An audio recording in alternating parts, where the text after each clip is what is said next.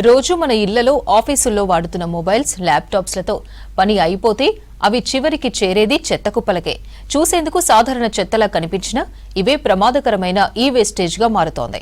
మిగతా వేస్టేజ్లతో పోలిస్తే ఈ వేస్టేజ్ చాలా ప్రమాదకరమని నిపుణులు చెబుతున్నారు.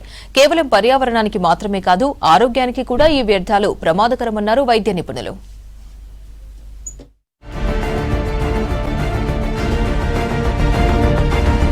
నేటి జీవన విధానంలో మొబైల్స్, ల్యాప్టాప్స్, టీవీలు, బ్యాటరీలు కంపల్సరీ అయిపోయాయి. పరికరాలు పాడవగానే వాటిని చెత్త కుప్పల్లో పడేయడం సాధారణమైపోయింది.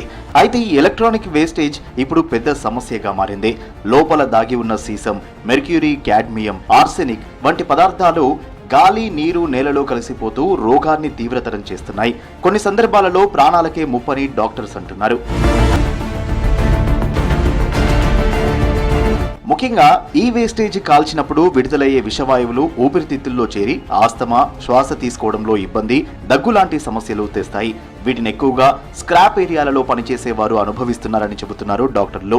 పాడైన బ్యాటరీలు, ఛార్జర్లు, సర్క్యూట్ బోర్డ్స్లోని రసాయనాలు చర్మంపై పడితే దద్దురులు, కాలినట్లు మంట, అలర్జీలు ఏర్పడి స్కిన్ క్యాన్సర్ వచ్చే ప్రమాదం ఉందంటున్నారు. డే టు డే లైఫ్లో మీరు చూస్తూ ఉంటారు, మనం వాడే పొద్దున లేవంగానే ఇప్పుడు నార్మల్ బ్రష్ కూడా ఇప్పుడు ఎలక్ట్రానిక్ బ్రష్ అయిపోయింది. సో మన డే టు డే లైఫ్లో ప్రతి ఒక్కటి ఎలక్ట్రానిక్స్తో సంబంధం ఏర్పడింది.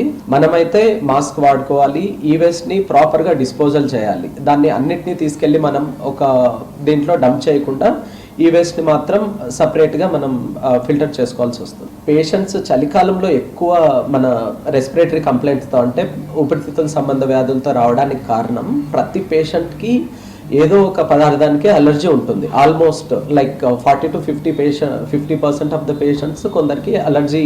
మనకు వింటర్లో చాలా కామన్గా మనం చూసే పల్మనాలజీ వైజ్ అంటే ఊపిరితిత్తుల శ్వాసకోశ సంబంధమైన వ్యాధులు మెయిన్లీ టెంపరేచర్లో మార్పులు గణనీయంగా ఉంటాయి. కాబట్టి సడన్గా టెంపరేచర్ తగ్గుదల వల్ల మనకి కొన్ని రకాల వైరస్ యాక్టివిటీ ఎక్కువగా ఉంటుంది. సీసం, ఆర్సెనిక్ వంటి లోహాలు రక్తంలో చేరితే రక్తహీనత, తలనొప్పి, నరాల బలహీనత వస్తాయని డాక్టర్లు చెబుతున్నారు. పిల్లల్లో ఇది మరింత ప్రమాదకరమని అంటున్నారు డాక్టర్స్. దీర్ఘకాలంగా ఈ వేస్టేజ్ రసాయనాల వల్ల శ్వాసకోశ ఇబ్బందులు, నీటి ద్వారా శరీరంలోకి వెళ్లి కిడ్నీ పనితీరుపై ప్రభావం రాలేదు.